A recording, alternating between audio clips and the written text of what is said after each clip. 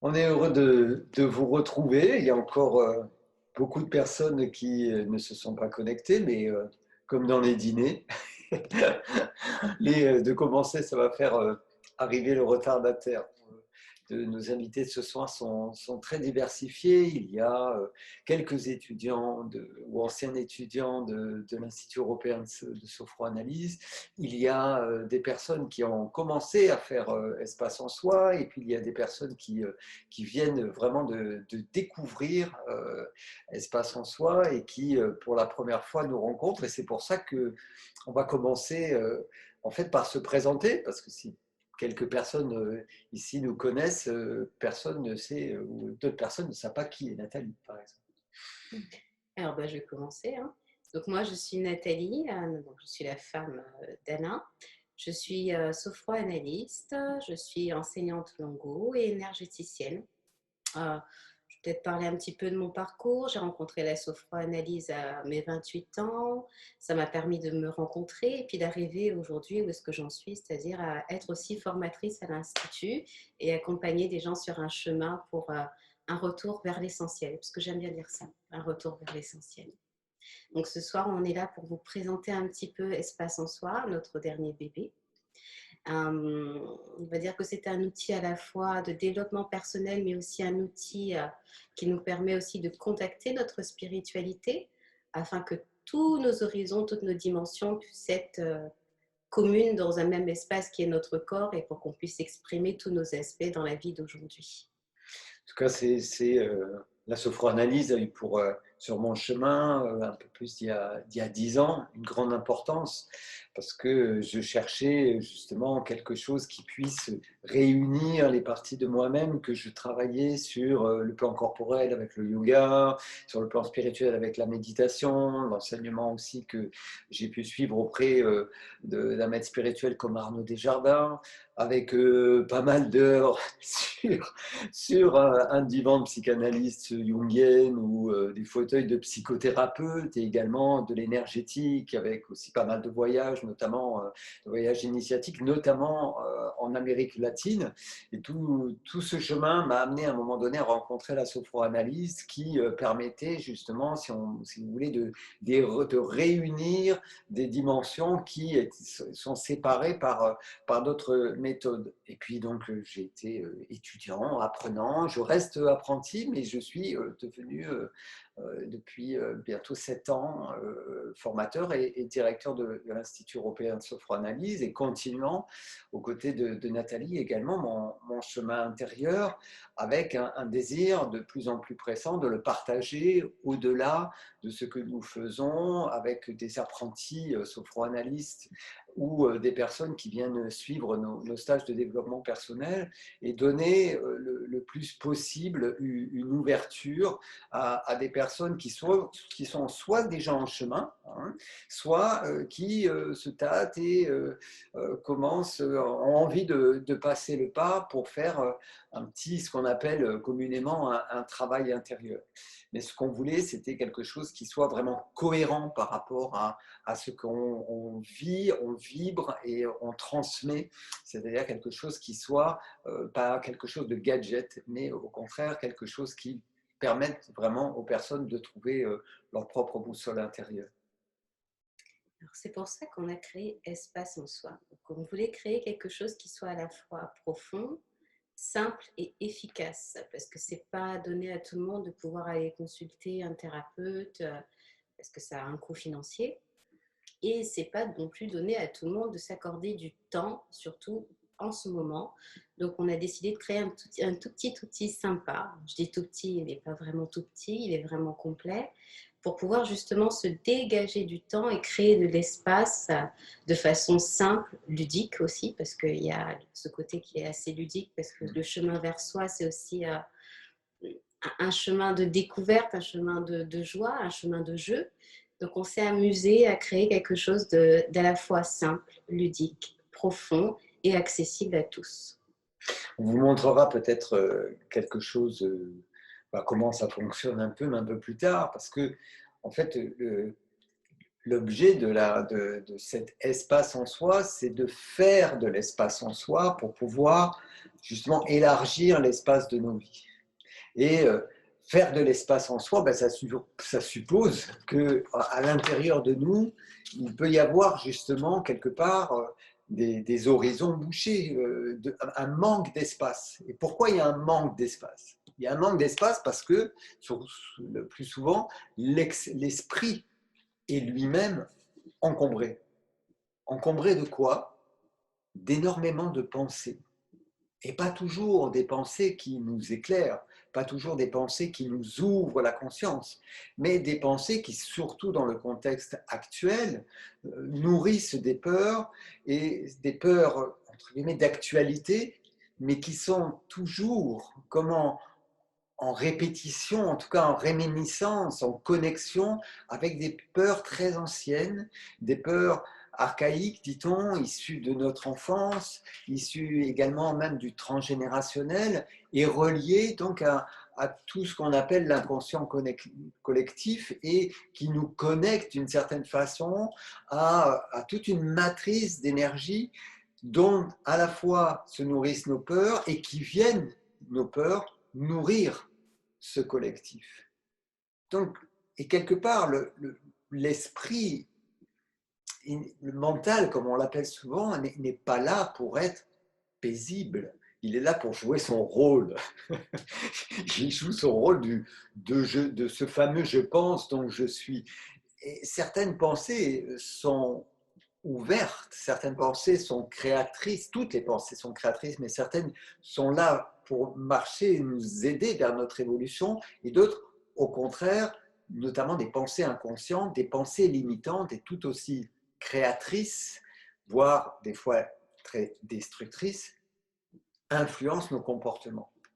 Et vous serez d'accord pour dire que le passé n'existe plus. Simplement, nous l'invitons chaque jour au quotidien dans notre présent. Et ce, comme vient de le dire Alain, parce que nous sommes conditionnés peut-être depuis l'enfance, parce que la société aussi est un peu basée sur ce système de peur qui nous empêche en fait d'avancer, créant ainsi des espèces de croyances et de pensées limitantes, alors qu'il y a peut-être au fond de nous quelque chose qui voudrait avancer, qui voudrait justement prendre de l'espace. Alors comment on peut faire pour prendre de l'espace justement, Alain? Il y a un mot magique qu'on répète souvent. Ce mot magique, c'est pas je sors une baguette magique et d'un seul coup, paf, je vais enlever toutes les mémoires du passé qui influencent mon présent, je vais dégager toutes les énergies négatives qu'il y a en moi, dans ma corporalité, etc. Non, il y a un début. Déjà, la première des magies, c'est de décider de faire quelque chose, de faire un travail de conscience. Mais ça ne suffit pas parce que c'est quelque chose de mental. Et pour calmer les pensées, le secret, c'est déjà d'apprendre à respirer. Ce qui veut dire de prendre le temps de respirer, de s'accorder ce soin que l'on attend tant des autres, ce soin de se poser avec des techniques du type de méditation, sophrologie, relaxation, danse méditative, plein d'outils d'ailleurs qu'on utilise dans Espace en Soi, qu'on utilise en sophroanalyse, et qui ont des vertus vraiment communes, à savoir respirer, c'est se donner la faculté d'apaiser le flot des pensées, non pas de les arrêter, parce que plus vous vous direz il ne faut pas que je pense, il ne faut pas que je pense, il ne faut pas que je pense, plus vous allez penser qu'il faut arrêter de penser, donc ça ne va pas fonctionner, mais c'est plutôt d'accueillir justement ce qui vient. D'autre part, de pouvoir nous reconnecter à notre corporalité, non pas pour développer notre corps, mais c'est développer vraiment le contact, notre capacité à être en relation avec notre corps, en relation avec ses sensations corporelles, en relation avec nos émotions, pour pouvoir observer ce qui se passe. Et plus on va pratiquer ces méthodes-là, plus on va donc poser ce qu'on appelle la sécurité. Une sécurité non pas défensive, Hein, il ne s'agit pas là de se protéger, mais c'est une sécurité pour pouvoir justement se poser à l'intérieur de soi-même, dans un espace de calme intérieur, qui me permet d'être mon propre témoin et qui me permet donc d'aller à ma rencontre. Donc, créer cet espace de calme, justement, c'est la première des choses à faire par la respiration. Et vous me direz, mais je respire tous les jours. Oui, mais est-ce que vous avez conscience que vous respirez? C'est là le changement, c'est de respirer en conscience. Alors peut-être que je n'ai pas le temps de m'accorder 1 heure de méditation dans mon quotidien parce que j'ai les enfants, j'ai le travail, je suis en télétravail, mais respirer en conscience, ça demande simplement que 3 minutes, par exemple. Et 3 minutes qui vont changer votre journée, hein, parce que c'est pas vrai qu'on n'a pas le temps.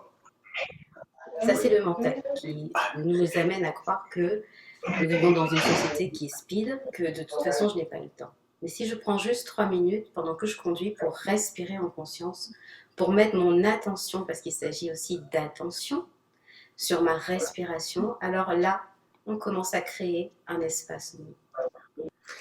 Et en fait, il s'agit de développer 2 qualités. La présence à soi. Sans présence à soi, je ne peux pas être conscient de ce qui se passe. Et la deuxième qualité, c'est de pouvoir être disponible. Disponible pour aller à la rencontre de notre intériorité. Merci. Donc, aller à la rencontre de soi, c'est important.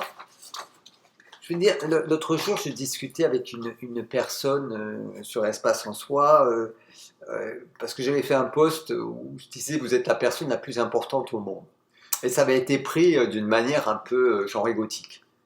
Mais en fait, c'est pas ça. L'idée, c'est, oui, je suis la personne la plus importante au monde parce que c'est moi qui vis ma vie.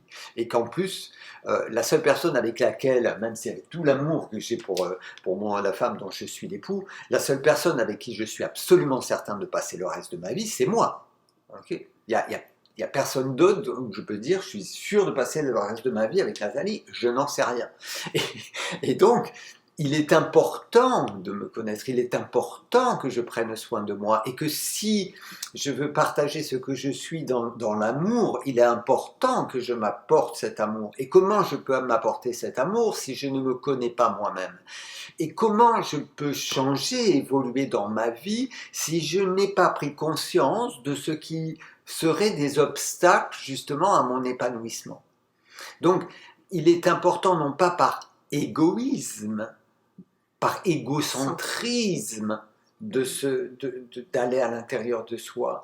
Mais c'est au contraire le premier pas à faire, parce qu'il s'agit de bien comprendre que tout ce que je suis, et en particulier ce dont je n'ai pas conscience, influence tous mes actes, influence la manière dont je relationne avec les autres, parce que la manière dont je me regarde, et dont surtout je n'ai pas conscience que je me regarde, se projette sur le monde, se projette sur l'autre. Toute pensée est créatrice, disait Bouddha. Toute pensée est créatrice, disent les physiciens quantitativistes aujourd'hui.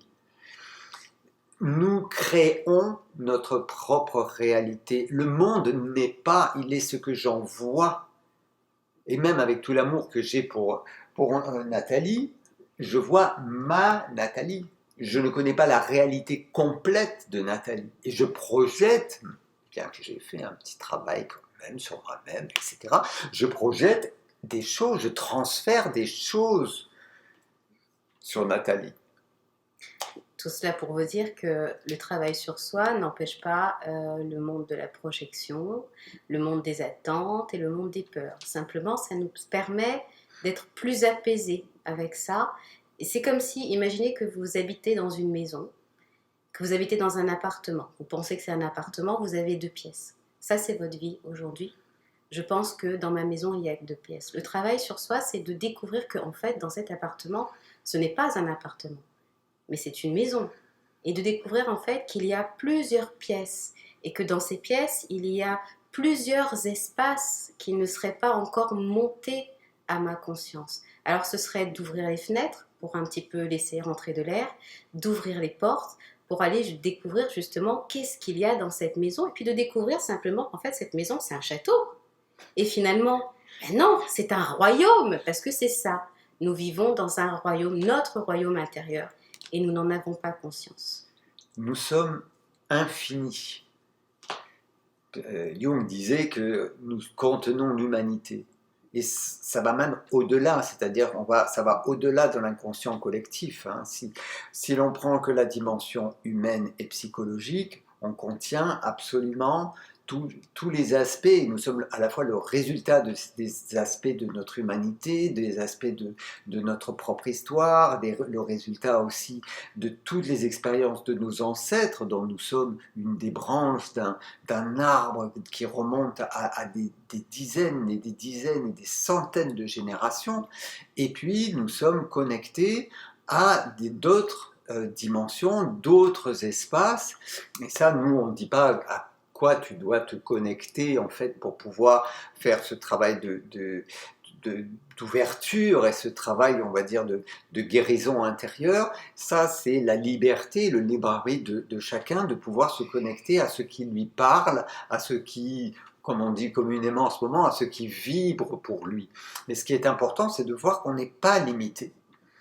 Et que, justement, dans ce chemin, ça peut faire peur. Mais en fait, sur ce chemin-là, dont on ne connaît pas la destination et dont l'intérêt est surtout le voyage, c'est soi-même qu'on va trouver. Que au bout de ce chemin, vous rencontriez Dieu, la Pachamama, etc. Voilà, c'est votre histoire, c'est votre énergie, c'est votre chemin. Mais quelles que soient, on va dire, les portes qui vont s'ouvrir, elles sont là. Elles sont avant tout en vous-même. Elles concernent votre cœur, votre être, votre âme, selon les mots que vous posez. Mais ce sera vous, et ce sera vous pour vous incarner ici, parce que nous ne sommes pas ici pour déjà nous éparpiller en particules de lumière. Non, nous sommes ici pour nous incarner. C'est un chemin d'incarnation dans le vivant. C'est un chemin d'action, de création. Pour nous, la spiritualité ne vaut que si elle est incarnée d'une manière vivante. Sinon, ça ne sert à rien. C'est dans le quotidien que ça doit se vivre. C'est dans le quotidien que ça peut s'exprimer, surtout dans nos relations, dans les relations humaines. Et Dieu sait que c'est important aujourd'hui, alors que nous sommes dans un monde où, regardez, nous on préfère faire, on va dire, des conférences et des ateliers avec des gens en chair et en os à qui on peut faire des hugs. Ceux qui ont fait dans nos stages ou nos formations le savent bien. Et que là, par défaut, on aimerait bien vous faire un grand hug comme ça, mais c'est ce caractère vivant et respirant qui nous semble très important de développer, et c'est ce qu'on met dans notre pratique et ce qu'on a essayé également de transmettre justement dans l'espace en soi. Donc, rentrer en soi-même, oui, avec une clé fondamentale qui est vraiment le sésame pour nous sur le chemin de la guérison intérieure. Alors, vous allez nous demander comment ça s'exprime, tous ces encombrements dans la vie. Donc, on a dit par les pensées, mais également par les symptômes. Tous les maux du corps viennent signifier qu'il y a peut-être là quelque chose en nous qui a besoin d'être écouté.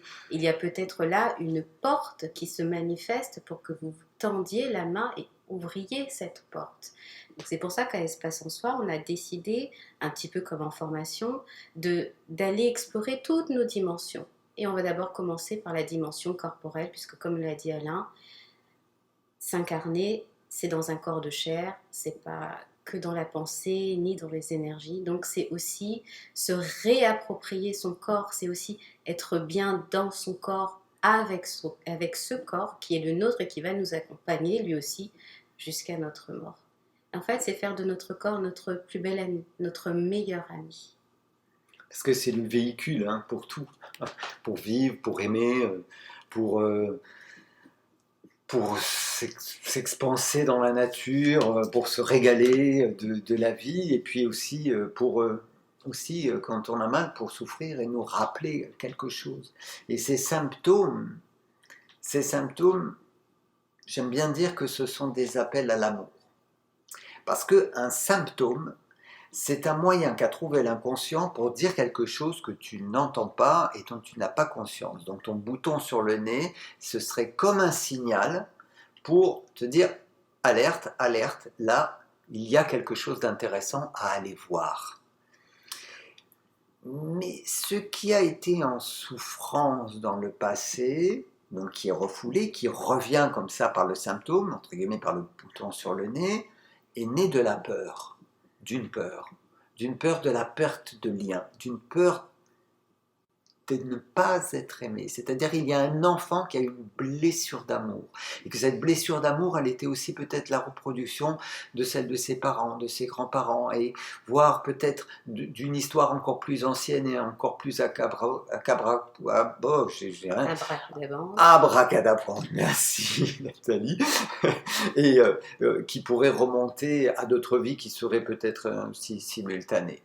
On ne va pas rentrer dans ce débat, peut-être que ce sera l'objet d'une autre conférence. Mais donc, il y a dans les blessures quelque chose qui à un moment donné a été en souffrance, comme d'un manque d'amour, qui m'a fait dire, petit enfant, que je ne suis pas OK tel que je suis, que je ne suis pas assez cela pour être aimé, assez ceci du coup pour réussir, et que ça s'est inscrit à la fois dans le corps et à la fois aussi justement sous forme de pensée, sous forme de croyance. Et que même si on n'est pas conscient de ça, même si ça s'est bien planqué, si ça a été bien refoulé, la pensée, l'énergie, elle passe et ça se manifeste justement à travers les symptômes, à travers les relations, à travers ce qu'on projette sur les autres et à travers ce qu'on appelle les scénarios répétitifs.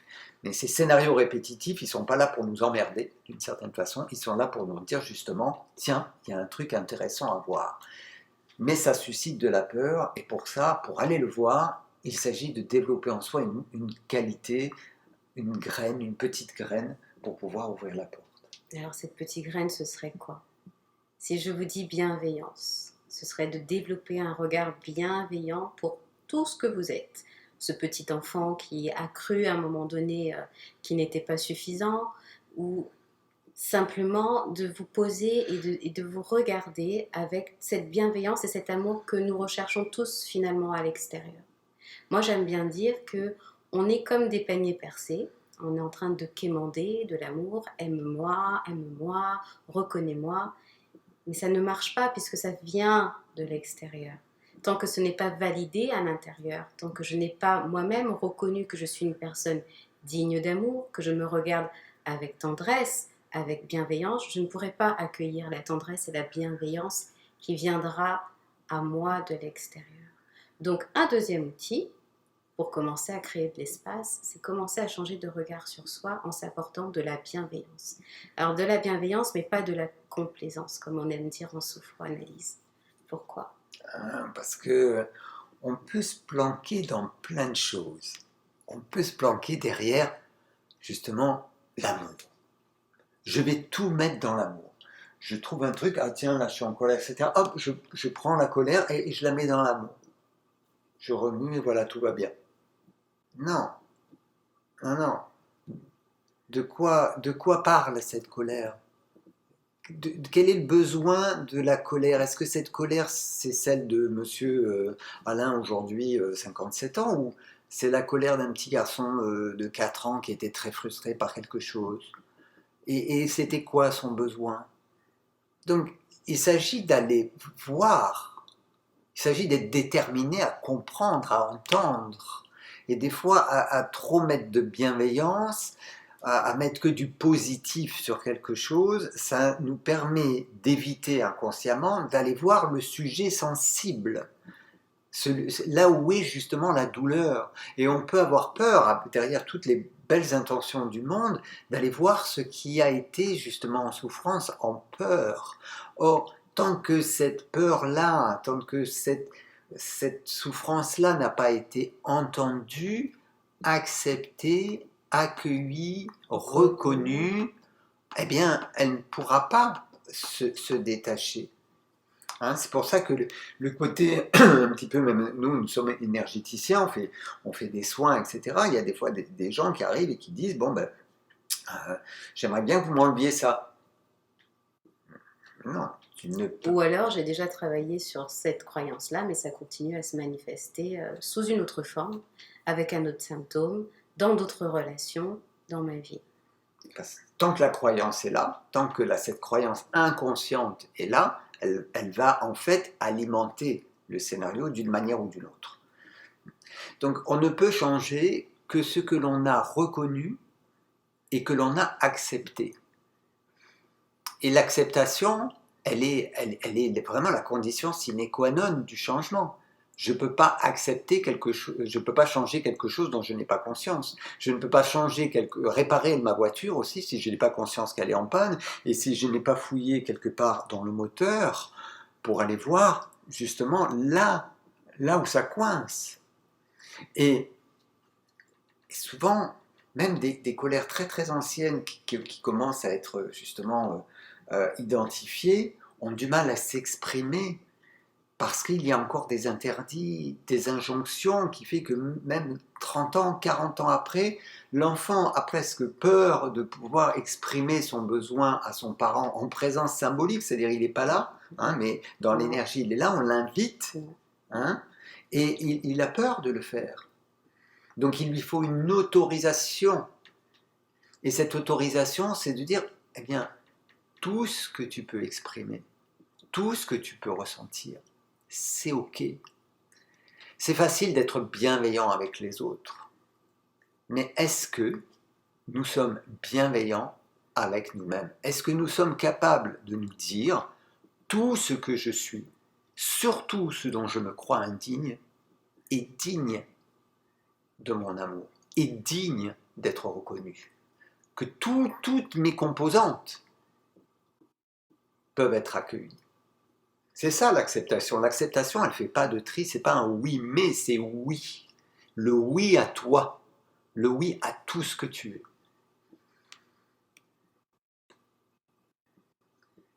Donc, respirez là, juste. Là, et juste fermez les yeux.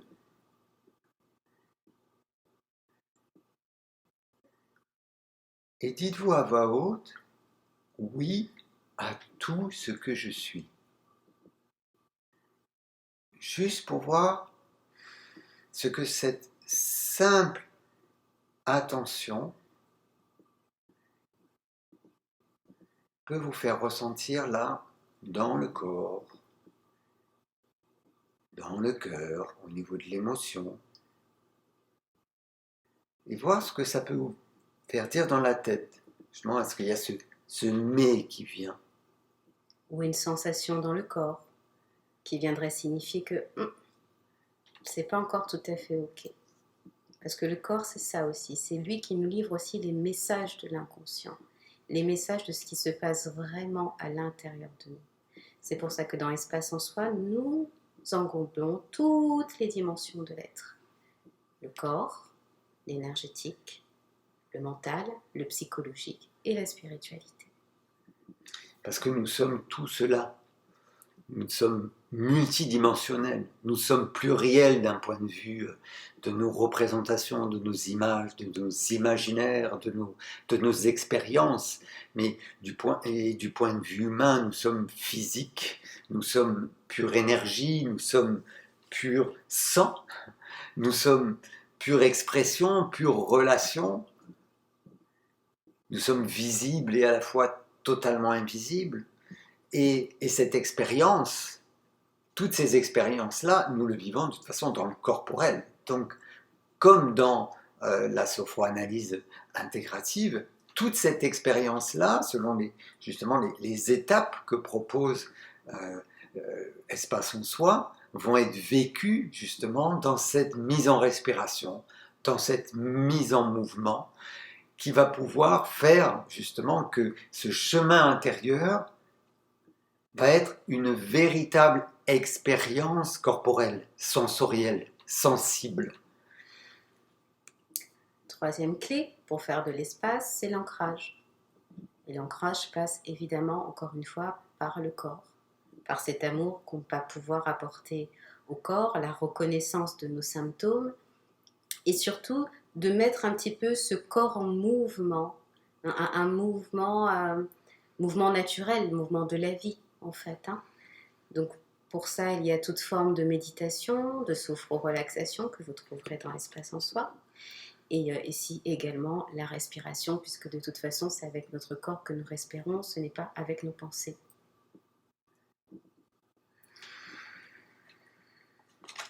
Alors, est-ce que vous auriez peut-être des questions sur... Il y a une autre clé. Ah, Il y a une autre clé parce que, alors peut-être que ce n'est pas le cas pour tous, mais c'est quand même quelque chose qui est dans l'humain. Nous avons plus la facilité à nous trouver des défauts que des ressources, n'est-ce pas? Donc, dans Espace en soi, nous avons consacré, on va dire, quasiment tout, je ne vais pas dire les modules, mais quasiment toutes les méditations pour aller récupérer ces ressources. Parce qu'elles sont là, comme disait Alain tout à l'heure, nous sommes tout l'univers, donc nous avons tout. C'est-à-dire que lorsque j'admire mon ami qui a cette facilité à parler devant une caméra, ben c'est parce que moi, j'ai ça aussi à l'intérieur de moi. Simplement, vous vous souvenez, la maison, l'appartement, j'ai pas ouvert la porte pour voir qu'il y avait une maison en fait. Et qu'il y avait peut-être un aspect de moi qui était tout aussi capable de s'exprimer avec éloquence et de rester en présence de personnes et de parler devant la foule. Donc, cultiver, aller rechercher ces ressources pour les intégrer à l'intérieur de soi, amène une forme d'ancrage qui va vous amener peut-être, et j'espère, à ressentir une confiance intérieure et une sécurité intérieure. Parce que la peur ne peut pas se dissoudre s'il n'y a pas l'amour et s'il n'y a pas la sécurité. et par exemple, même si on va, à un moment donné, on remonte, il y a un espace qui s'appelle Mon histoire, ma vie, mes ancêtres, et dans cet espace, on va justement à la rencontre du passé, et parfois, on peut tomber sur des choses qui ont été un petit peu sensibles, sur des dossiers qu'on n'aimerait pas trop ouvrir, mais on les ouvre, et on voit que même dans quelque chose qui a pu être compliqué, à partir d'un souvenir qui a pu être très sensible pour nous, eh bien, on peut dans notre histoire aller récupérer les ressources qu'on a développées grâce à cela. Et non seulement on va pouvoir récupérer des ressources et les assumer, mais on va pouvoir faire reconnaître des qualités à ce qui a pu servir, entre guillemets, ce qu'on appelle un peu le système de survie qu'on a mis en place dans l'enfance, mais pour le mettre cette fois-ci, non pas au service de la protection, de la défense, mais au service de l'évolution. Et ça, c'est très important parce qu'il s'agit de pouvoir concevoir que la manière dont nous avons réagi quand nous étions enfants, c'était la meilleure façon de nous adapter. Et qu'il s'agit de reconnaître ça, il s'agit de se pardonner ça, forcément. Quelque part, le pardon, ça va être une clé, on va dire la clé ultime à cette libération, à cette libération du passé, c'est-à-dire libérer les chaînes, non pas du passé qui nous retient, mais les chaînes que nous-mêmes, sans nous en rendre compte, nous accrochons le passé, nous nous accrochons au passé, sans le savoir. Mais pour libérer cela, c'est se dire, ok, j'ai vécu ça, c'est mon histoire, je l'accepte, je ne peux pas changer le passé. Ce que je peux changer, c'est mon regard sur le passé et le regard sur ce que je suis devenu. Et de voir que ce que je suis devenu, le résultat de cette histoire, je peux avoir une vision, on va dire, à la fois créative et responsable, c'est de dire, tiens, j'ai appris des tas de choses grâce à ces expériences-là, et aujourd'hui, ces qualités-là, je vais les mettre au service de ce que moi je choisis, de la direction que je prends, de ce que je souhaite nourrir. Et c'est ça le nouvel espace. C'est-à-dire arrêter d'être encombré par des pensées dont on n'a pas conscience, choisir de nourrir des pensées qui nous portent vers l'évolution et vers l'ouverture, vers le partage, parce que aussi le monde a besoin que nous soyons on va dire, épanouie. Non pas parce que nous allons changer le monde, mais la graine que nous allons apporter au monde grâce à notre changement sera une source de renouveau. Et ça commence par nous. Et donc de se donner le droit à cette évolution et la possibilité de le partager, ça c'est un magnifique projet. C'est-à-dire que plus on va avoir d'espace en nous-mêmes, plus on va élargir finalement l'espace sur le chemin de notre vie, plus on pourra aussi le partager. Et ça, je trouve que c'est un projet formidable. En fait, créer de l'espace en soi, c'est changer de paradigme. C'est quitter un système de peur pour entrer à l'opposé, à celui qui serait plus d'amour, plus de considération, de reconnaissance et de bienveillance pour soi. Donc, bien évidemment, ça ne se fait pas comme ça, d'un coup d'un seul, de baguette magique, mais en même temps, ça ne demande pas non plus de passer par des souffrances, je veux dire, des tortures, des souffrances ou des tortures en thérapie. Ça peut aussi se faire d'une façon simple. Pourquoi? Parce que nous avons le pouvoir de l'intention et de la pensée. Vous savez, les pensées, comme on disait tout à l'heure, elles créent du positif ou du négatif, quoique dans l'absolu, il n'y a ni positif ou négatif, c'est nous qui portons ce jugement-là sur nos pensées et sur les événements. Donc à partir du moment où j'ai conscience que, en fait, je ne suis pas mes pensées, mais que cette pensée, c'est de l'énergie et que je peux diriger, je peux nourrir la pensée de ce que j'ai envie de vivre aujourd'hui, alors là, je peux changer de paradigme. Par exemple, je rebondis sur ce que partage Lolita avec nous et qui nous dit qu'elle a tendance à se juger. Le jugement que l'on porte sur les autres, le jugement que l'on porte sur soi-même, est en fait le reflet justement de la manière dont l'enfant a intégré ce qu'on appelle le parent intérieur, ce qu'il devait faire ou ne pas faire. Et l'enfant, quand il lui arrive ces expériences de souffrance qu'on appelle les blessures contact, eh bien, il a du mal à se dire c'est mon papa qui va pas ou ma maman qui va pas. C'est mon papa que je n'aime pas, c'est ma maman que je n'aime pas. Un enfant blessé a tendance à se dire que c'est lui qui ne va pas. Et qu'au final, c'est à cause de lui que les choses se passent. Et que donc, de ce fait-là, il va se mal juger, il va se mal percevoir. Il va se mal aimer. Et se mal aimer. Et que donc, quand on se juge soi-même, ce sur quoi on se juge et ce sur quoi justement notre inconscient attire le plus le besoin d'amour. Que dit cet enfant qui se juge? Parce que c'est la petite fille intérieure, le petit garçon intérieur qui se sent mal aimé et qu'un parent très critique à l'intérieur de lui pointe le doigt et enfonce finalement le doigt sur la plaie. Donc il s'agit d'aller voir, d'aller à la rencontre de ces aspects-là, de ces facettes-là, en allant chercher une ressource à un autre endroit qui est celle de la bienveillance.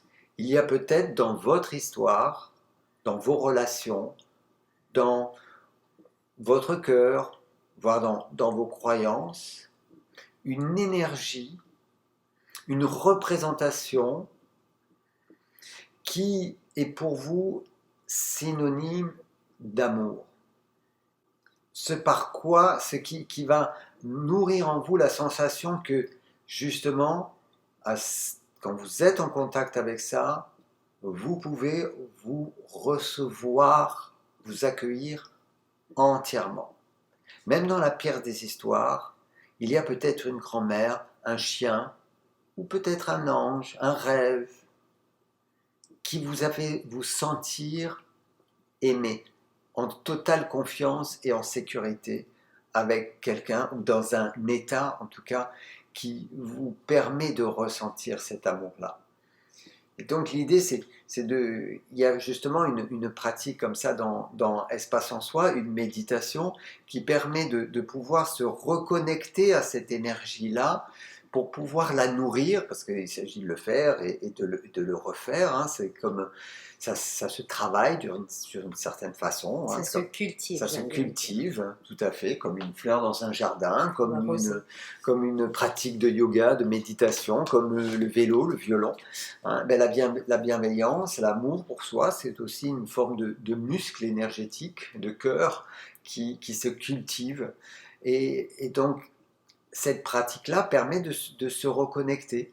Au départ, il peut très bien ne rien avoir, même dans les stages, dans les formations, quand on fait cette pratique qui est encore plus poussée hein, dans les stages, les gens nous disent ah ben j'ai rien ressenti ou j'ai rien capté. Et puis avec le temps, petit à petit, eh bien finalement ça s'ouvre, ça évolue parce que l'inconscient n'est pas quelque chose de figé, hein, l'humain n'est pas figé, l'être que nous sommes, l'âme que nous sommes n'est pas figée, elle peut se mettre en mouvement et les portes de la maison, justement, dont parlait Nathalie, elles ne vont pas s'ouvrir d'un coup, il y a une pièce qui va s'ouvrir, puis une autre, puis une autre dimension, on va passer peut-être un peu dans une cave pour monter aussi dans une tour qui monte très très haut dans le ciel, on ne sait pas. L'idée c'est vraiment quelque part de s'y mettre, de faire le pas et d'être dans cette ouverture-là, cette curiosité-là pour nous-mêmes. Et c'est aussi de prendre conscience que tant que nous vivons comme des êtres indignes et dans un système de victimes, il est difficile de laisser entrer l'amour. Hein, parce que c'est dans le lien que ce petit enfant a été blessé. Donc forcément, il y a un manque de confiance dans cet amour. Donc forcément, toutes les portes sont fermées. Donc ça demande peut-être un peu de temps, un peu de persévérance, sans que ça devienne une forme d'obsession à tout prix. Je veux m'aimer, je veux m'aimer. Hein. Comme disait Alain, la psyché, elle sait très bien ce qu'elle a à faire. Quelque part, elle n'a pas besoin de nous. Mais on va passer par des subterfuges, on va aller ouvrir cette porte-là, qui va nous permettre peut-être d'ouvrir la porte qui est bloquée. D'accord ? Donc c'est vraiment d'être, moi j'aime bien dire d'être gentil avec vous, d'être gentil avec soi. Hein, c'est comme si vous aviez un enfant là qui tombait devant vous, un enfant de 3 ans, vous n'allez pas lui crier dessus, vous allez le prendre dans vos bras. Donc voilà, ça arrive aussi. Ça dépend qui. C'est un peu pareil, c'est d'arriver à se dire oui, j'ai droit à cet amour. J'ai droit à tout ça. Donc, on lit les quelques questions à... Si vous avez des questions, posez-le dans le chat et on essaie de rebondir.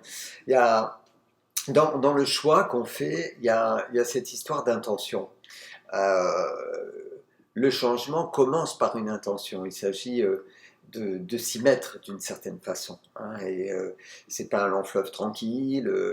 Quand on vous promet de la magie, de la transformation en 24 heures, etc., posez-vous un peu les questions.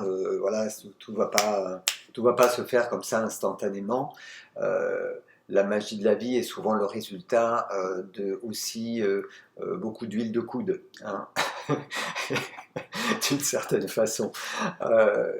L'intention, c'est une pensée qui me donne une direction, qui est le résultat d'un choix.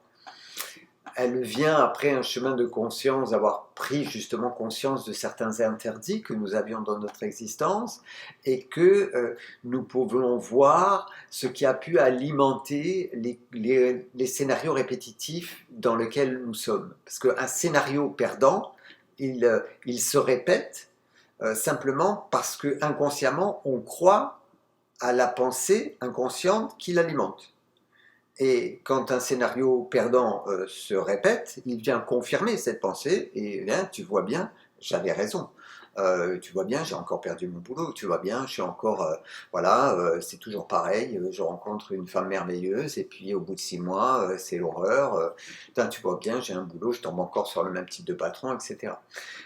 Tout ça, ça se répète parce que inconsciemment on y croit. Si on prend conscience des mécanismes qu'il y a derrière, de ce qui a entretenu parmi, on va dire, la multitude de mémoires qui peut nourrir ces croyances-là, si on a pu commencer à se réinformer, on peut prendre une direction, un nouveau choix. Ce sera encore une projection, mais ce sera une projection consciente et créative. Ça ne va pas faire en sorte que tout va s'ouvrir d'un coup. Et parfois, pour qu'une intention se réalise, eh bien, il va falloir passer encore par d'autres étapes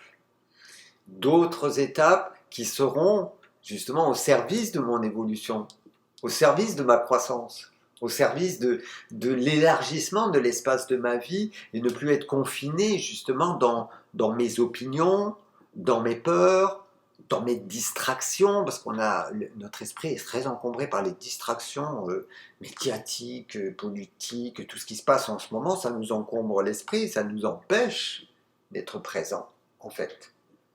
Ça nourrit les peurs plus qu'autre chose, en fait. Hein, soyons clairs. Et au contraire, ce qui va nourrir la présence à soi, de la disponibilité pour être à l'écoute de ce que je suis et surtout nourrir ce que je veux pour ma vie, ce dont j'ai envie pour moi, pour le partager, eh bien ça me donne une direction. Et donc ça a plus de chances, en fait, du coup, d'aller vers justement le chemin que je souhaite, l'espace que je souhaite découvrir. Avoir une intention, c'est justement découvrir que je peux co-créer dans mon existence le grand roman de ma vie. Et c'est là que toute la spiritualité entre en scène, puisque c'est comme si on pouvait dire que l'univers travaille pour vous et avec vous. Il suffit peut-être de demander. Alors vous me direz, oui, moi j'ai fait des demandes, c'est jamais arrivé. Oui, parce qu'il y a peut-être un espace en moi qui n'est pas encore totalement OK pour quitter l'ancienne structure de la peur parce que je ne me connais pas sans ça. Souvenez-vous, c'est l'appartement, la maison, le château, le royaume. C'est une vastitude et ça, en tant qu'humain, ça peut faire peur. Puisque moi, mon identité, en tout cas telle que je la pensais, c'était mon appartement 2 pièces. Vous voyez, et là, je vois que je suis vaste et que finalement, je n'ai peut-être pas de limite. Et que je peux vivre ma vie selon ce que je souhaite moi, sans trahir les personnes à qui je tiens.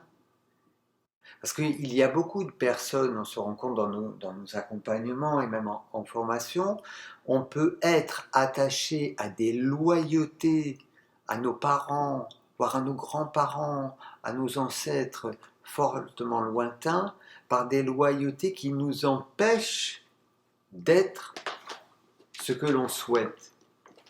Une personne que l'on accompagnait il n'y a pas longtemps a découvert qu'en fait, si quelque part elle voulait rester une petite fille victime à l'intérieur d'elle-même, c'était que ça lui permettait de rester en lien avec sa mère.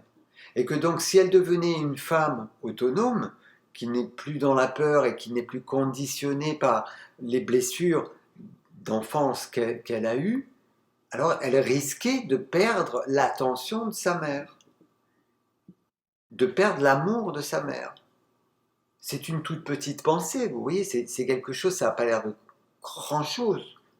Mais c'est de croire que si je ne suis plus finalement un petit garçon blessé, une petite fille blessée, alors je risque de perdre le lien d'amour avec mes parents. Ou que si je vais... Une autre histoire, c'est si je réussis finalement à faire mieux que papa ou que maman dans le boulot, je ne vais plus être loyal au fait que dans la famille, il ne faut pas monter trop haut dans la société ou il ne faut pas dépasser le père, etc.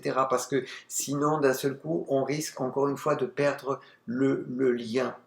Et il y a des croyances comme ça qui sont des malperceptions, c'est-à-dire que l'enfant a pu comprendre quelque chose un peu de travers, parce que Si justement, même dans le symbolique, la petite fille, elle va voir maman et elle lui explique que finalement, elle a peur que si elle devient une femme épanouie, elle perd de l'amour, elle se rend compte que dans un autre aspect de sa mère est au contraire très très fière d'elle, serait très fière que sa fille soit heureuse, très fière que sa fille puisse s'épanouir dans un travail qui lui plaise et pas rester dans justement une position de victime dans le boulot.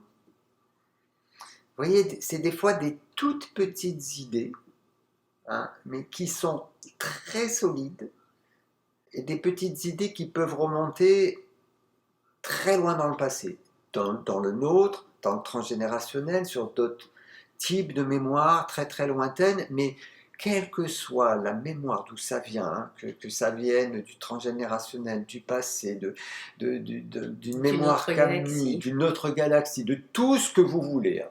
Parce que là, je peux vous dire qu'en énergétique, on voit quelque chose de très très large. Ça se passe juste ici. La croyance, elle est là. Elle n'est pas ailleurs. La manifestation, elle est aujourd'hui. Elle n'est pas ailleurs. Et donc, c'est là que nous avons le pouvoir. Voir, ressentir, écouter, comprendre, regarder avec amour, peut-être se pardonner d'avoir eu cette pensée, cette croyance, pour pouvoir se donner la possibilité d'élargir le cœur et tout ce qu'il est possible de vivre à partir du moment où j'ai un autre regard, une autre posture intérieure, un autre choix. Et là, on a un pouvoir incroyable. Alors, on va pas devenir des Bouddhas, hein, c'est pas, Ah non, c'est pas le but. c'est pas Des le but, humains, je veux dire. de beaux humains déjà. Il y Hein. aura toujours des peurs, il y aura toujours des situations un peu compliquées à gérer, mais ce sera moins difficile, beaucoup moins difficile, et ça durera beaucoup moins longtemps. Là, je vois dans le chat une question qui nous demande, par exemple, comment savoir si on est dans un système de peur. Est-ce que c'est par rapport à nos comportements avec les autres? J'ai envie de dire oui, oui. Et c'est surtout quelle est l'émotion, là, tout le temps, qui vient s'inviter quotidiennement, ou on va dire de façon répétitive dans notre vie, qui vient nous signaler que oh, là, je suis stressée, je suis dans l'angoisse, je m'inquiète toujours pour mes enfants, pour mon mari, pour ma voiture, ou alors je suis tout le temps en suractivité, je ne m'accorde pas du temps. Il y a forcément là, caché derrière, une angoisse, donc une peur. Et cette peur-là, tant que je m'agite, tant que je continue à porter mon attention vers l'extérieur, elle va continuer à s'activer dans mon corps et du coup à créer aussi des déséquilibres au point de vue physiologique. Parce que la peur vient créer des déséquilibres au point de vue physiologique, hein. La peur, la colère, la tristesse. Alors c'est pareil, ça ne veut pas dire qu'on ne va plus jamais être triste, mais ce sera géré différemment à partir du moment où j'ai cet espace en moi qui sait profondément et qu'il n'y a plus de doute que je suis aimée telle que je suis, alors ça change la donne. Un jour, ça m'est tombé dessus comme ça. Il y a quelque chose une dizaine d'années, qui m'a dit quoi que tu fasses, quoi que tu penses, tu es aimé. Et ça a changé énormément de choses. Ça a permis, en fait, énormément de choses. Et, et si on commence à aborder la relation avec cette histoire-là, la relation à soi-même, avec cette énergie-là, ça va changer des choses. Si on commence à mettre également cette intention-là quand on est en relation avec les autres, ça va changer aussi les choses. Parce que l'autre est en fait une partie de moi-même. Effectivement, c'est dans les rapports aux autres que l'on voit, que l'on se voit soi-même. Il y a justement tout un espace comme ça dans l'espace en soi où on travaille sur la relation.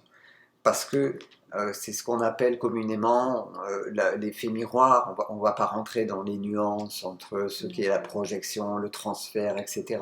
Mais il y a vraiment quelque chose où des parties de nous-mêmes, en fait, s'expriment dans la relation à l'autre et que l'autre, finalement, c'est une partie de nous, c'est notre père, c'est notre mère, et de même, nous, à ce moment-là, on peut se comporter comme un enfant, comme notre père le faisait, comme notre mère le faisait, comme notre sœur, etc. Et que viennent là s'exprimer, finalement, tous nos besoins, tous nos manques, tous nos peurs. Donc, c'est à la fois, la relation, c'est le terrain, on va dire, du développement personnel par excellence, c'est le terrain spirituel par excellence. Hein, Arnaud Desjardins disait sans arrêt, c'est dans le couple que justement la voie spirituelle est la plus intéressante.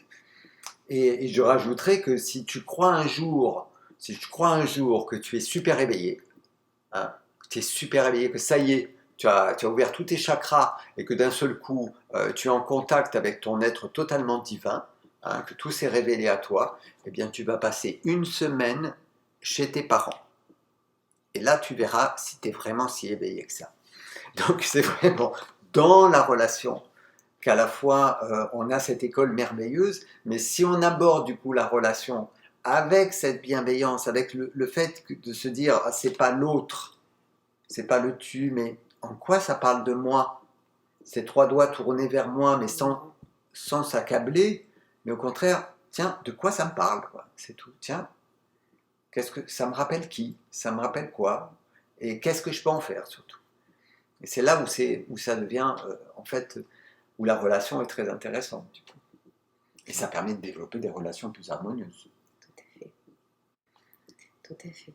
Donc là, on va ouvrir un espace de questions-réponses. Si vous avez des questions, on se fera un plaisir de vous répondre. N'hésitez pas. Et ensuite, on partagera avec vous justement un espace.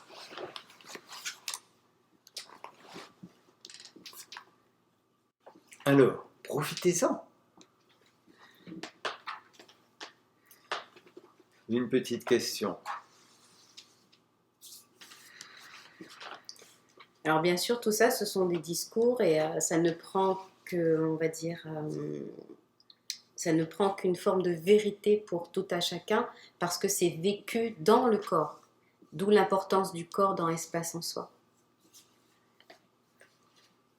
Alors, comme il n'y a pas de question, Il y a une dame qui... Il y a une dame. Ah, changement.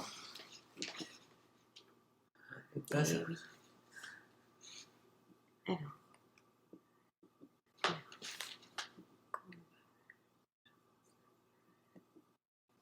Et oui. Ça, c'est la question de comment ne pas avoir peur de s'offrir du changement quand ça peut avoir un impact sur l'entourage. Et oui, c'est ce qu'on vous disait tout à l'heure, hein, changer, forcément, si vous changez de posture, donc vous changez de votre posture de je subis, entre guillemets, hein, et que vous vous occupez votre place, votre pouvoir, effectivement, ça crée des formes de tension. Mais moi, j'aime bien appeler ça des rééquilibrages, parce que l'autre, il est comme vous, hein, à côté. Hein. Il a aussi son monde intérieur, et donc, du coup, bien sûr, ça va venir le chercher. Et ça, c'est aussi la vie. Ça ne veut pas dire pour autant que l'amour n'est plus là. C'est simplement, eh bien là, j'étais à gauche, maintenant je vais à droite. Et donc, du coup, eh oui, ça demande un instant d'équilibrage. Et souvent, des fois, je me rappelle, quand j'étais au travail, on me disait « Ah, bah toi, t'as changé, hein, t'as changé. » Mais alors, avec vraiment tout l'aspect « Ouais, t'étais mieux avant. » Oui, parce qu'avant, ça permettait peut-être à l'autre de confirmer quelque chose dans son système qui peut-être ne convenait plus à cet instant-là. Donc changer, c'est aussi laisser partir l'ancien système et peut-être des relations qui n'ont plus besoin d'être dans votre système parce que vous aurez compris certaines choses et que vous serez prêt à vivre certaines choses. Et comme l'univers est bien fait, les gens qui seront, on va dire, sur les mêmes vibrations que vous, vous les retrouverez. Peut-être pas pendant 1 an, ça m'est aussi arrivé, mais peut-être qu'un jour, oh, eh ben tiens, on se retrouve à ce moment-là, parce que nous avons tous les deux changé, et c'est comme si on arrivait à se retrouver sur la même vibration, finalement. Mais les enfants, vous inquiétez pas, hein, les enfants, ils restent. Je les hommes aussi peuvent rester, les femmes aussi peuvent rester. Et les hommes aussi, Hein? les Parce femmes que aussi restent. une fois, il y a une personne qui voulait faire la formation qui me disait, mais monsieur Bellone, si je fais la formation, est-ce que je vais quitter mon mari? Et je lui ai répondu, mais si vous ne faites pas la formation, est-ce que vous allez rester avec lui? Donc c'est pas la question en fait n'est pas là. La question c'est aussi de se dire que toutes les relations sont effectivement les reflets des parties de nous-mêmes et nous montrent des choses sur nous-mêmes, de même que nous par conséquent, nous montrons, inconsciemment ou pas, des choses à l'autre. Il y a du négatif. Si forcément, par exemple, quelqu'un de très intolérant m'énerve, je peux être très, très intolérant avec quelqu'un d'intolérant. Donc ça parle aussi de moi, où je peux être en fait très énervé par rapport à des gens très dominants, par exemple, parce que ça vient toucher mon côté soumis et que ça vient peut-être également mettre le doigt sur le fait que moi aussi, à d'autres moments, avec d'autres personnes, je peux être quelqu'un de dominant et de très directif. Donc voilà, ce sont des reflets de nous-mêmes dont nous avons plus ou moins conscience que nous montrent les relations aux autres. Et que effectivement, même avec les enfants, puisqu'il y a une personne qui fait référence en fait à des différences d'attitude, la relation que nous avons avec les enfants est naturellement très empreinte de la relation que nous-mêmes nous avons eue avec notre père, avec notre mère.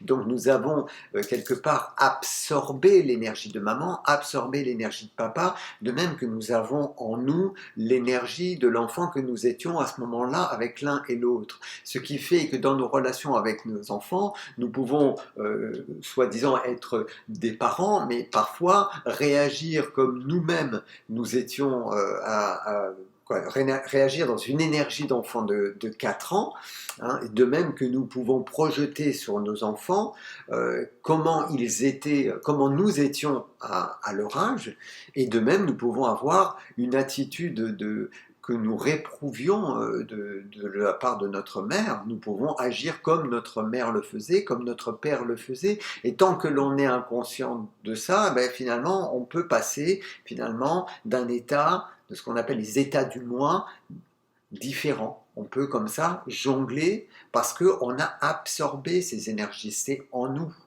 Hein. C'est comme enfant, on était comme une éponge. Hein, si maman nous criait dessus, on absorbait la colère, on absorbait à la fois le côté où on devait obéir, où on était triste, mais aussi on avait absorbé aussi la colère parce qu'on était en colère mais on ne pouvait rien dire. Mais tout ça, on l'a et hop, ça ressort. D'une certaine façon, il faut bien que ça sorte. Hein. Et donc, plus on met de la conscience là-dessus, plus on va faire en sorte que les choses reviennent à l'équilibre pour avoir une forme, on va dire, de stabilité intérieure qui nous permette d'être vraiment ce que nous sommes, de remettre les différentes polarités, finalement, le féminin, le masculin, l'enfant, le parent en nous, et que ce qui aide justement à équilibrer tout ça, ben, c'est un travail de conscience, et c'est aussi beaucoup, beaucoup, beaucoup, beaucoup d'amour.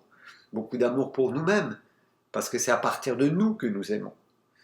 Et donc, quand nous ne nous aimons pas, nous cherchons à compenser ce manque d'amour en le prenant chez les autres, y compris nos enfants. En allant le chercher chez les autres. Oui, en allant le chercher. Ça ne veut pas dire qu'on arrive à le prendre. Tout à fait. Alors, j'ai du mal à comprendre les relations miroirs. Donc, la question de savoir, c'est si... surtout avec les enfants, donc ça, Alain vient d'y répondre. Il y a une question juste avant, donc lorsque je vois beaucoup de négatifs en la personne, est-ce que ce sont des parties de moi-même? Alors des parties, il faut faire attention, quand on dit partie, ça veut dire aussi, c'est l'histoire, c'est mon histoire, d'accord? C'est mon histoire que je projette sur l'autre. Ça peut être un sentiment, ça peut être un aspect de mes parents, ça peut être un fragment d'histoire, d'accord? Donc, si je suis capable de reconnaître que chez mon conjoint, il est ci, il est ça, il est machin, c'est que moi, à l'intérieur, je porte ça. Sinon, je ne pourrais pas le reconnaître. Hein. J'aime bien dire, si on donne à un enfant du café et qu'on lui dit que c'est du café, donc il pourra reconnaître à l'odeur, au goût, le café. Mais si on ne lui dit pas ce que c'est, il ne saura pas. Donc, c'est un peu ça. C'est simple, hein? C'est un peu ça. C'est si je le reconnais, eh ben, c'est que ça existe chez moi. Et si ça m'énerve, alors peut-être que je devrais aller regarder pourquoi ça m'énerve autant. Et j'aime bien dire que ça, ce sont des pépites. Alors, c'est pas confortable, hein, parce qu'on aurait bien envie d'étrangler la personne, ou on aurait envie que la personne change justement pour répondre à notre besoin d'amour et de sérénité et de paix. Sauf qu'on ne peut pas demander à quelqu'un de changer. Le changement, il vient de soi. Regardez comme c'est parfois compliqué de changer soi-même. Donc, pas demander à l'autre de changer pour toi, ça, c'est un petit peu compliqué. Mais et un bon indice, c'est quand justement ça gratte. C'est-à-dire que si l'autre là a tendance soit à t'agacer, là, ça te faire grincer des dents, ou alors au contraire à te mettre dans un état d'admiration complètement aveugle, c'est un signe. C'est un signe qu'il y a quelque chose là intéressant à voir pour toi. Et de même, quand ça fait un petit peu en soi que dans la relation, là, ça tord un petit peu le truc, ou que tu es un peu agacé, etc. On dit souvent ça gratte, ça grince. Okay, mais là, justement, il y a quelque chose, il y a un petit sujet intéressant. Les anciens étudiants ou étudiants qui sont là le savent, on dit quand ça fait gloops, tiens, là, il y a quelque chose d'intéressant. Et quand tu vas le voir et que tu commences à prendre conscience de certaines choses, alors de nouvelles perspectives s'offrent à toi. Donc, du coup, merci à l'autre là qui vient me renvoyer quelque chose de moi-même que j'avais besoin de voir. La gratitude à la situation que je trouve compliquée, à la relation que je trouve compliquée, mais qui m'amène des pépites pour pouvoir avancer sur mon chemin d'évolution. Parce que sinon, je resterai toujours coincé dans mon bloubi-boulga ou dans mon scénario qui se répète, qui se répète, qui se répète. Donc merci. Nous vivons aujourd'hui dans le monde, mais ce qu'on s'appelle un espèce de scénario complètement fou qui amène à chacun la nécessité quelque part de se positionner ou justement de ne rien faire, mais de se positionner. Mais dans les relations finalement quotidiennes, dans nos relations affectives, dans nos relations amoureuses, dans nos relations de travail, c'est exactement pareil. C'est exactement pareil. Ça t'amène à finalement te réintérioriser pour pouvoir encore mieux t'exprimer. Alors, il y a une autre question. Donc c'est le manque d'amour qui nous fait le plus souffrir. Je vais m'adapter pour répondre. Donc je m'adapte aux besoins des autres et pas forcément aux miens pour justement ne pas souffrir du manque d'amour. Mais vous voyez, ça c'est le système intelligent de l'enfant qu'on était, hein, qui a pu trouver une façon d'avoir de l'amour, c'est de dire oui à tout, de répondre aux besoins de l'autre en niant ses propres besoins. Et c'est de ça, à un moment donné, en tout cas avec Espace en Soi, on vous propose quelques clés, c'est de retrouver ce droit, hein, ce droit de toucher vos besoins propres, d'accord, de les exprimer, et aussi d'accepter que des fois, c'est pas possible que l'autre puisse répondre à nos besoins. Et de commencer à cultiver pour vous votre jardin, l'amour. Et je dirais qu'il y a une autre clé, et ça c'est vraiment une clé de spiritualité, c'est la compassion. C'est au-delà de la bienveillance, c'est d'avoir de la compassion pour cet aspect de moi qui croit encore qu'elle doit s'adapter pour avoir de l'amour. C'est peut-être une petite fille de 4 ans qui a peut-être mal perçu ou qui a vraiment vécu ce manque d'amour. Mais avoir de la compassion pour cet espace de moi, ça permet de lâcher prise. Parce que le lâcher prise, c'est pas quelque chose que je commande par mon mental, c'est quelque chose qui se passe dans ma psyché et dans mon corps. Et donc du coup, peut se révéler à moi un autre espace qui, à ce moment-là, osera à un moment donné, parce que je me serais donné suffisamment d'amour, donner les autorisations, à exprimer mes besoins. Donc ça peut passer par la colère, la tristesse, vous savez, toutes ces émotions qui ne peuvent pas s'exprimer quand je m'adapte. Quand je m'adapte, je ne vais jamais exprimer ma colère à quelqu'un, hein, sinon j'ai trop peur de perdre le lien. Hein. C'est pas possible. Donc ça a besoin aussi de s'exprimer. Donc une fois que je me serai donné de la compassion, de l'amour, de la bienveillance, allez, on met tout dans le même panier, et ben je vais arriver à laisser émerger cet autre côté qui peut s'exprimer et à un moment donné trouver un espèce d'équilibre là, en fait. Et voir que je suis ni l'un ni l'autre, que ce sont juste des aspects de moi et qu'au milieu, je suis, j'aime bien dire, celle qui respire. Et donc, justement, si quelque chose nous énerve ou quelque chose nous émerveille, nous dit une invitée, qu'est-ce que ça C'est veut dire? pareil. C'est pareil, c'est vraiment ça, c'est cette histoire de projection. Il y a quelque chose chez moi qui a besoin d'être reconnu, qui m'énerve, qui est peut-être qui est en Qui m'émerveille. colère. Et puis de l'autre côté, je vois chez l'autre quelque chose qui m'émerveille, mais ça veut dire que je désavoue quelque chose en moi. Par exemple, il y a une personne que j'ai accompagnée ces derniers mois, qui était toujours fascinée par les gens très créatifs, etc. Et elle a pu réintégrer justement son droit d'être créative et aujourd'hui, elle fait une formation de couturière, elle fait des choses, plein de choses pour elle-même, etc. Parce que elle a vraiment laissé, elle s'est autorisée elle a autorisé la petite fille intérieure qu'elle était, qui avait bridé sa créativité, qui avait cru qu'elle n'avait pas le droit d'exprimer qui elle était, et que l'adulte qu'elle est aujourd'hui se donne donc l'autorisation d'être créative. Et donc, ça, justement, quelqu'un dans la relation peut nous faire un miroir de ce que l'on cache, de ce que l'on désavoue, de ce qui a besoin d'être entendu, d'être reconnu, d'être écouté, et qui viennent la plupart du temps quand même de blessures relationnelles, de blessures émotionnelles, voire pire, de l'enfant. Parce que pour le côté émerveillement, il faut voir comme la société ne nous invite pas à être fiers de nos talents, à nous aimer dans notre splendeur, dans notre réussite. À part, ça dépend dans quoi on réussit. Hein. Si vous êtes banquier, ça va. Mais c'est pas quelque chose qui est culturellement apprécié. Si vous tombez sur quelqu'un qui vous dit bah, moi je m'aime, on va se dire oh là là, mais quel égocentrique celui-là. Sauf qu'il a raison. Il a raison à un certain point, il a raison de s'aimer. Donc cette personne que je trouve magnifique et qui m'émerveille, elle me rappelle juste que ça existe en moi, que c'est là potentiellement dans mes cellules et que je ne m'autorise pas encore à le manifester parce qu'il s'agit de ça, c'est de manifester, de l'incarner ici. Donc l'effet miroir, effectivement, c'est pas que négatif, c'est aussi tout le positif que vous pouvez voir chez les autres.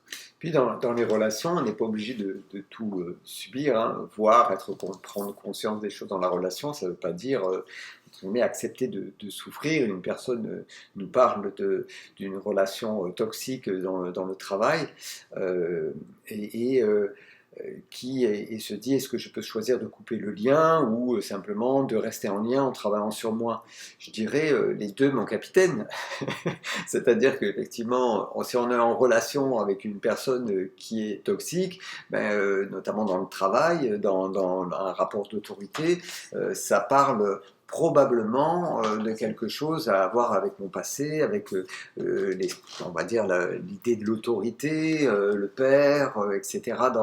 Dans la famille, même dans le transgénérationnel, mais que et que donc ça invite à aller travailler sur ces fameux transferts hein, qui se répètent à travers les scénarios répétitifs. Donc, ouais, ok, c'est une bonne occasion de prendre conscience d'un certain nombre de choses, mais si la situation est insupportable et que ce monsieur de toute façon ne changera pas et que je ne suis pas là pour le changer, hein, je peux aussi faire le choix de changer de travail, parce que l'idée c'est aussi d'apprendre à répondre à ses besoins, non pas pour se cacher, parce qu'on peut se servir de se dire ouais, mais moi je réponds à mes besoins, donc du coup on ne va pas toucher les choses, on ne remet rien en question, vraiment on reste dans ce qu'on appelle sa petite zone de confort, et rester dans cette zone de confort, c'est souvent finalement, quelque part, si on tire le fil, de rester dans une zone d'inconfort mais un peu plus confortables que ceux que je risquerais de voir si je passe une porte que je ne connais pas.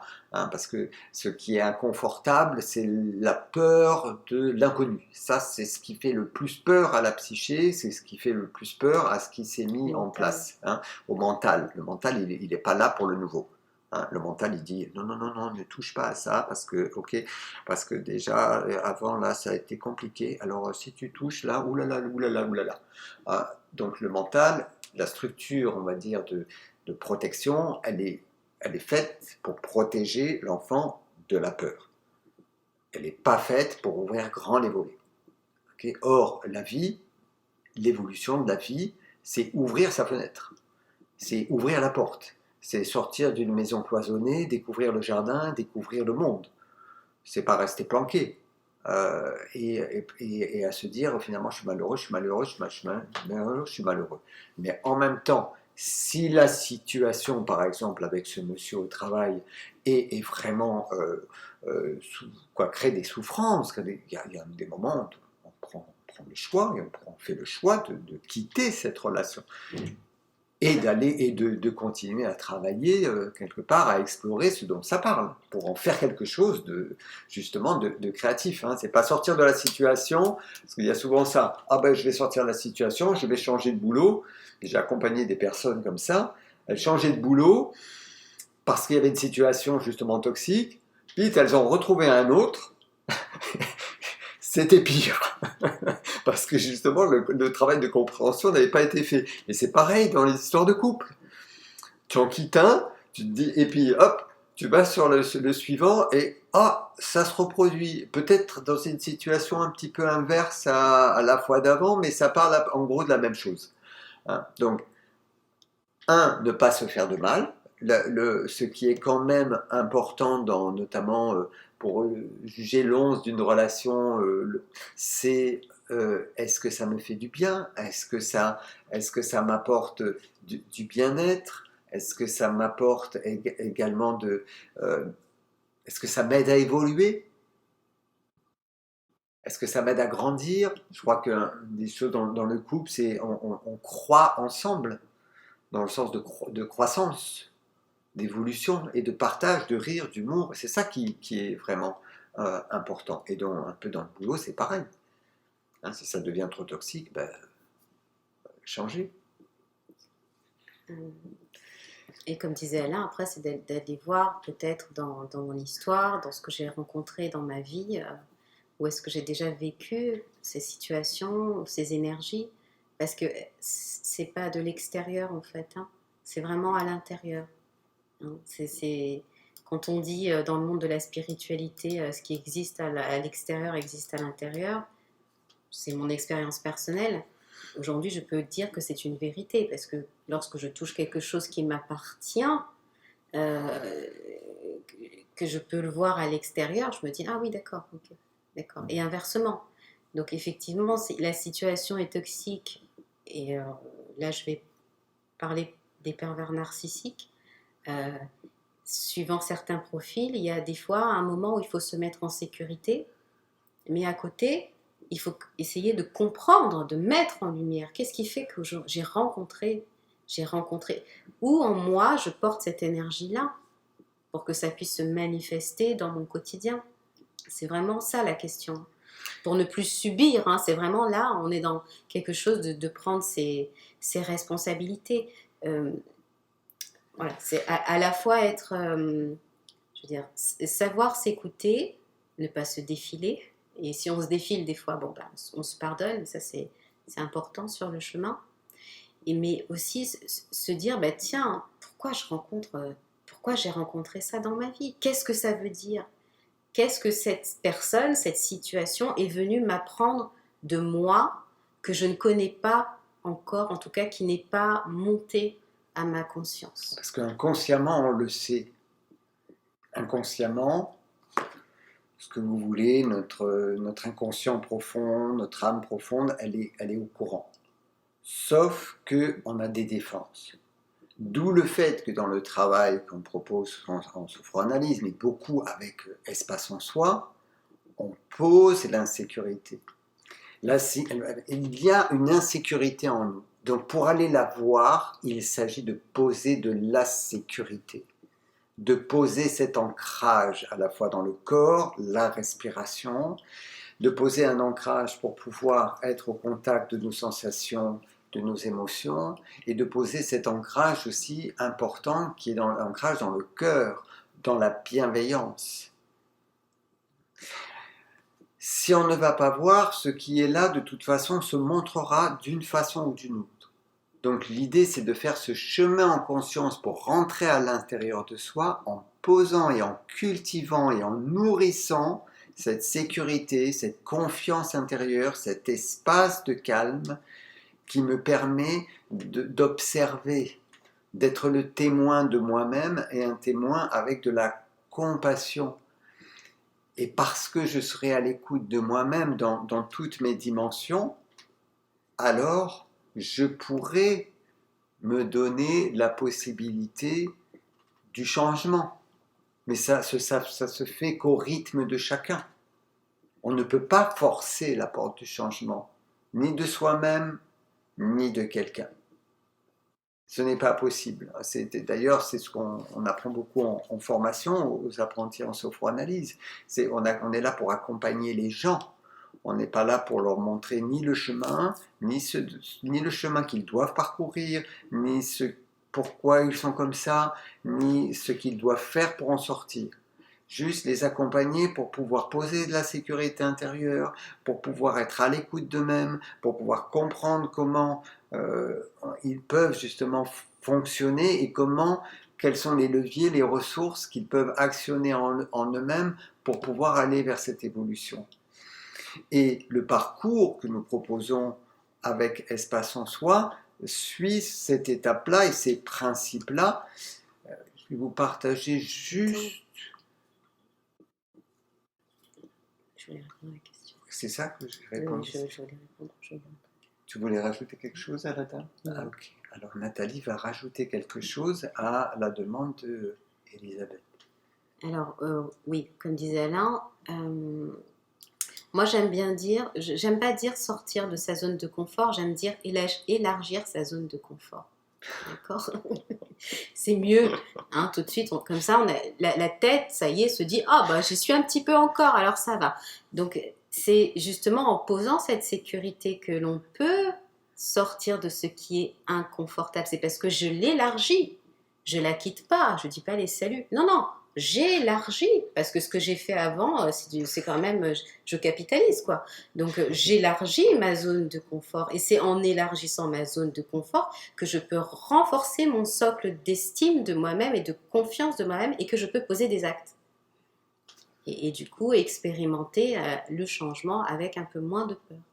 Et effectivement, cet espace de calme, une demande d'une invitée, nous dit, est-ce qu'on peut le trouver par la méditation, par l'ancrage? Oui, c'est un des moyens.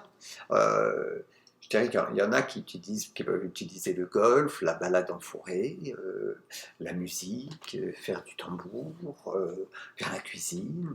Il y a des tas de méthodes. En tout cas, il est certes du yoga, du tai chi, de la danse Wango. Nathalie enseigne la danse ancrage qui s'appelle le Lango, la méditation, les méditations et les ancrages, les respirations, les relaxations qui accompagnent tous les espaces de Espace en Soi participent à justement pouvoir poser et cultiver cette sécurité intérieure qui est nécessaire pour nous, pour aller voir dans l'intériorité, pour aller voir autant ce qui a besoin d'être écouté que de récupérer les ressources. Donc à chaque fois, par exemple, qu'il y a une pratique que l'on fait dans Espace en Soi, elle est toujours précédée d'une période d'ancrage, notamment par une méditation qu'on essaiera peut-être de vous mettre tout à l'heure, qui s'appelle l'espace de calme.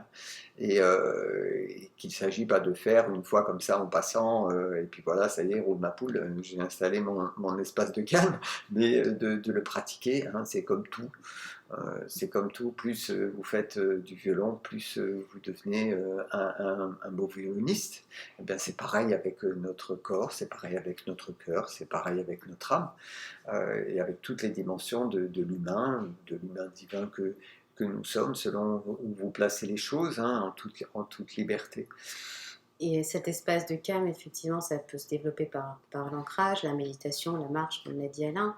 Mais cet espace de calme qu'on propose, c'est pas un espace où la spiritualité, ou le yoga, ou la méditation viendraient masquer en fait l'angoisse. Non, c'est ça, c'est un espace de calme qui sert à accueillir comme une vasque en fait. C'est parce que je suis ancrée dans mon calme intérieur, c'est parce que je suis ancrée dans cette...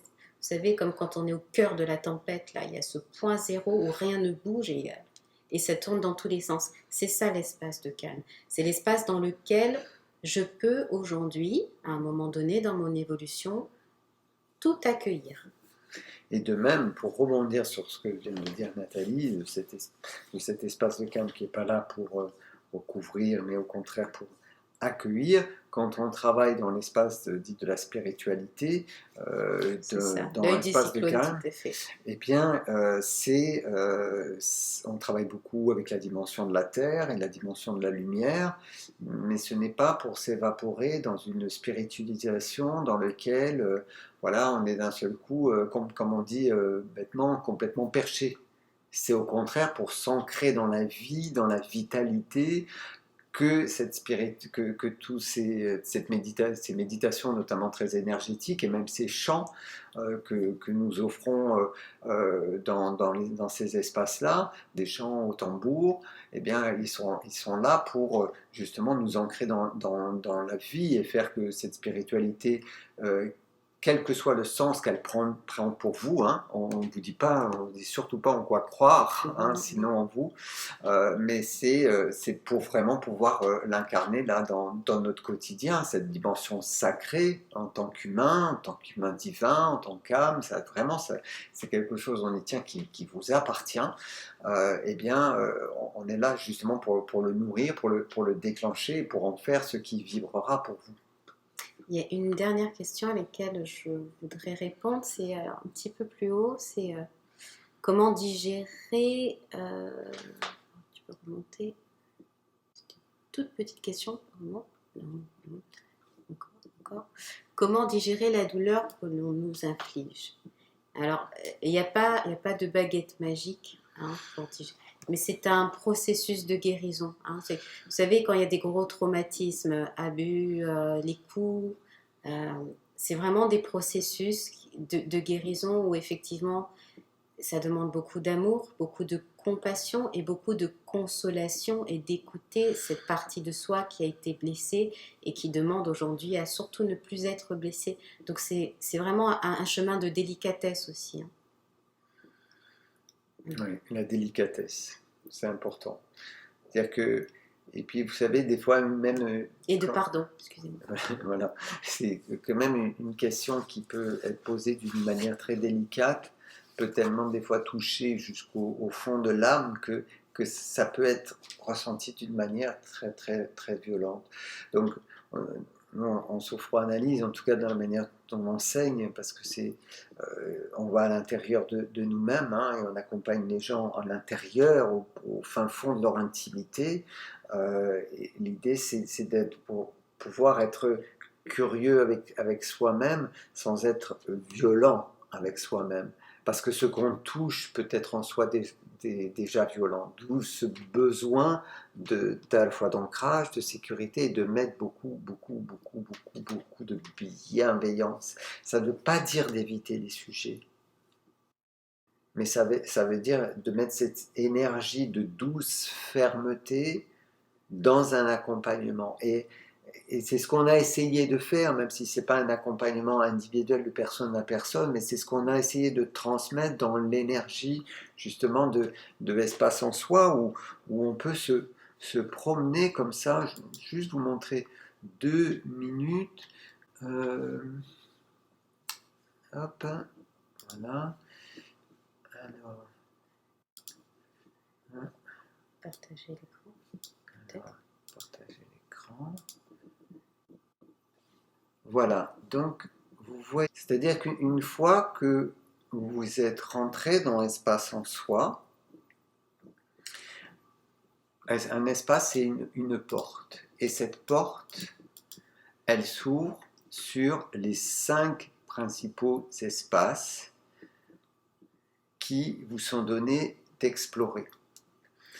Il y a mon corps incarné, ensuite mes mondes, là on est dans la dimension corporelle, et puis il y a les mondes intérieurs, avec des dimensions plus émotionnelles, et puis ensuite il y a la dimension temporelle, avec le fait qu'on va explorer son histoire, et puis la dimension relationnelle, et enfin le 5e espace, la dimension spirituelle. Et on a rajouté en bonus un espace d'intégration avec 2 méditations et un chant pour favoriser l'intégration de tout ce cheminement que vous auriez fait là. On englobe toutes nos dimensions, donc on englobe aussi le mental, il a besoin aussi des fois de comprendre pour le sécuriser, puis c'est nourrissant aussi pour nous, pour notre cœur, pour notre compréhension personnelle. Et vous avez aussi les vidéos streaming des différentes méditations et des différentes petites explorations ludiques à pratiquer sans modération, j'ai envie de dire. Quand on rentre dans mon corps incarné, par exemple, voilà, vous avez ici la possibilité de télécharger un guide. Donc vous avez un guide PDF. Vous avez, je vous le montrerai après, donc par exemple, la méditation qu'on va essayer de vous mettre tout à l'heure. Voilà, la pratique. Et donc, là, vous avez une vidéo que vous pouvez jouer. Après, on peut retourner donc dans le module où il y a les autres pratiques. Dans le premier module, par exemple, il y a 4 pratiques, plus le guide PDF. Ici, vous voyez le guide PDF avec les explications, pourquoi impliquer le corps. Donc à chaque fois, on donne un peu des explications, on explique qu'est-ce qu'on va faire. Pour certaines pratiques, on donne un petit protocole. Vous voyez, donc il y a même dans certains, donc comme par exemple dans celui-ci, il y a surtout un travail à faire, une exploration à faire par écrit, parce qu'il y a des fois où c'est des ateliers que vous faites vous-même en toute autonomie, et puis il y a une méditation qui permet justement de récupérer les ressources que vous aurez explorées, et vous avez aussi des audios, par exemple dans la spiritualité, mais aussi dans mes mondes intérieurs, dans l'histoire des ancêtres, etc. Vous avez des chants que nous avons faits avec Nathalie, des chants spontanés que vous pouvez, certains peut-être d'entre vous en ont écouté sur la chaîne YouTube ou sur sur la page de Facebook. Donc ce que nous vous proposons là, c'est de faire une petite méditation qui va durer à peu près 20 minutes. Regardez s'il y a d'autres questions. Okay. Merci pour vos questions. Donc on vous invite à vous installer le plus confortablement possible. Voilà, que ce soit assis, allongé. Donc voici une petite méditation de l'espace de calme qui vous permettra justement de nourrir quelques belles ressources. Nous vous souhaitons une belle méditation. Souhaitons un bon voyage.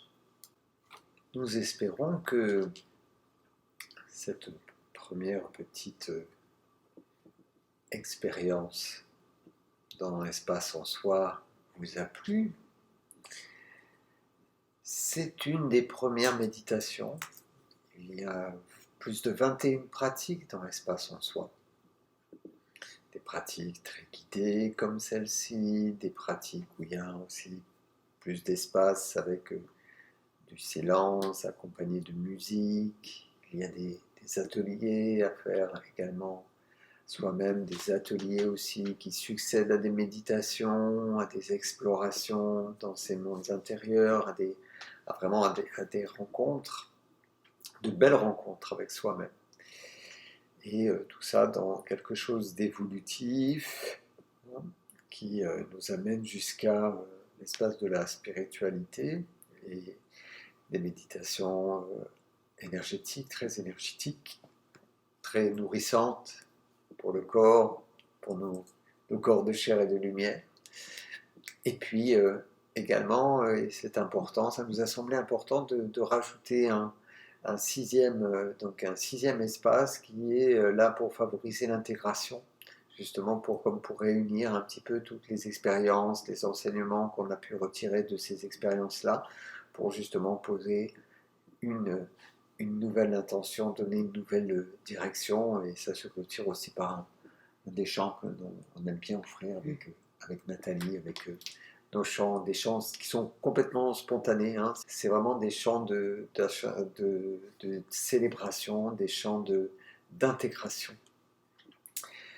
Voilà, et puis c'est un premier espace et il y en aura d'autres. Il y aura d'autres étapes à cet espace en soi. Il y aura un deuxième, un troisième, peut-être après aussi des espaces en soi plus thématiques, plus spécifiques.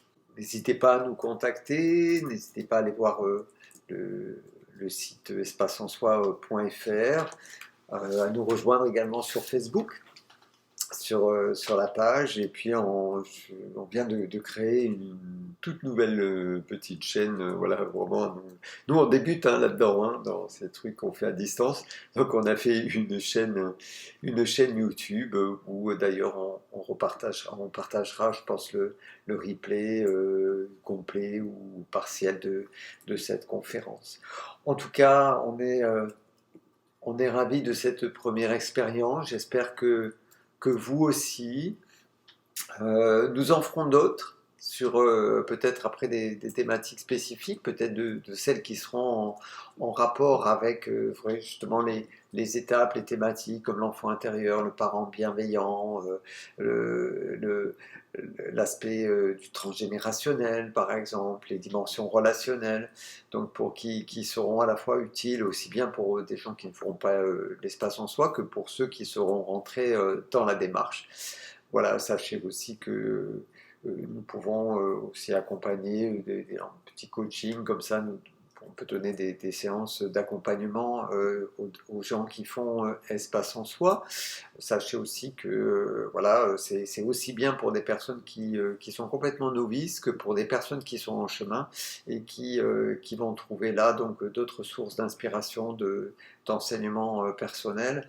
C'est très bien aussi pour ceux qui sont en psychothérapie ou en sophroanalyse parce que ça leur permet de travailler en interséance. C'est bien aussi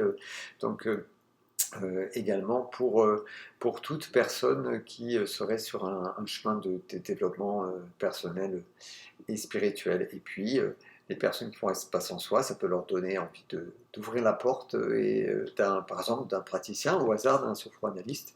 Et vous pouvez vous rendre pour ça sur l'annuaire de l'Institut européen de sophroanalyse ou travailler avec un praticien d'une technique qui vous tente. Voilà, j'espère en tout cas que cet espace vous a donné envie de découvrir cet espace et surtout les beaux espaces qu'il y a en vous. Merci pour votre présence, pour votre écoute et j'espère vraiment que vous avez passé un bon moment sur cette courte méditation. Comme l'a dit Alain, on va partager le lien, comme ça vous pouvez réécouter cette méditation à consommer sans modération, ça fait que du bien. C'est clair. Et puis à bientôt pour des prochaines rencontres par la petite lucarne et peut-être en vrai. Hein, on espère qu'on va pouvoir enfin se retrouver, se rencontrer pour de vrai en chair et en os. Voilà, et d'autant qu'on va faire un beau stage cet été qui est le couple intérieur dans la Drôme, et donc on espère que on va pouvoir se retrouver là d'une manière vivante et florissante. Passez une très belle nuit et à bientôt. Passez une douce nuit, à très bientôt. Namasté ou Ao. Ao. Ao.